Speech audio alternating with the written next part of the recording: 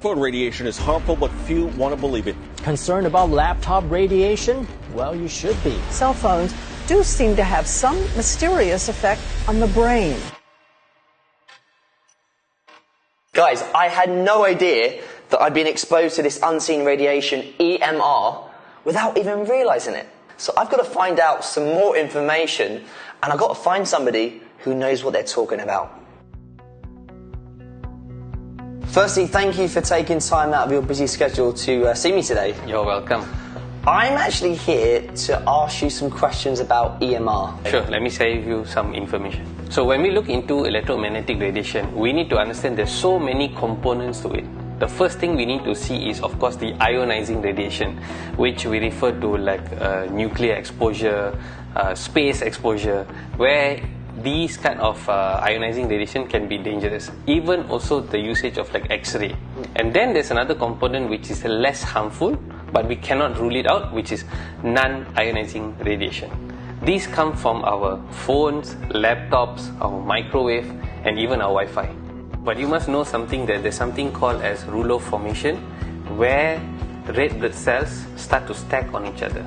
So if you see their blood vessels, there are many branches in them. Okay, so then you have red blood cells traveling inside, and imagine this is a red blood cell, and they start to form clumps or stagnation. They start to stack among each other. So what happens is, due to the presence of iron inside red blood cells, they are rich in ferrite, magnets or electromagnetic radiation increase or makes their charge more positive, and they start to stack.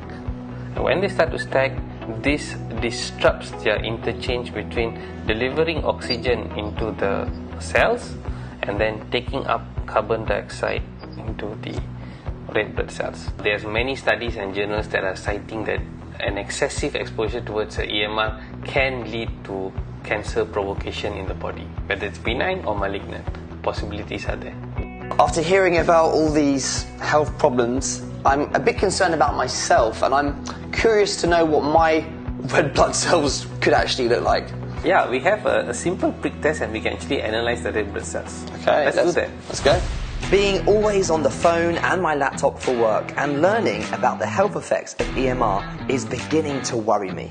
So let's find out what my results of my blood test are, as suggested by Dr. Roland. So what we can see here are red blood cells. We can see red blood cells, they are very translucent and they don't have a nucleus. And we can see beautifully the red blood cells moving around in the matrix. So my question to you is, how long since you were away from your phone? I think about 40 minutes maybe. That seems not your kind of reality. Oh no, I'm on my phone all the time. Okay, so what we can do is, you get on your phone for maybe close to about half an hour, holding it, and then we'll check again and see how does the capillary blood look like. It looked like my first blood test result was clean, with no signs of blood clotting or blood clumps. But would just 30 minutes of cell phone usage really do any harm at all to my body? I hope not. Let's find out. Okay, let's have a look. So you can see all the cells now being stacked. See, all of them are, you cannot see those loose cells. You can see most of the cells now all stacked. Clumped up together, right? Exactly. Just look at that. The big message is always to try to reduce our exposure. It's almost impossible not to use, but try to be a bit more cautious in the usage. The thing is, I know you say it's better to reduce. It's impossible for somebody like me, and I'm sure there's lots of people out there that also need to be holding their phones. So, is there anything I can do? This is the device that can actually help harmonize your electromagnetic frequency wave. And you want to see how it works? Sure. Come. See how much of exposure is going. Can you see the exposure to your phone? Yeah. It's high, right? Yeah. You can see the laptop and all still are having a lot of exposure.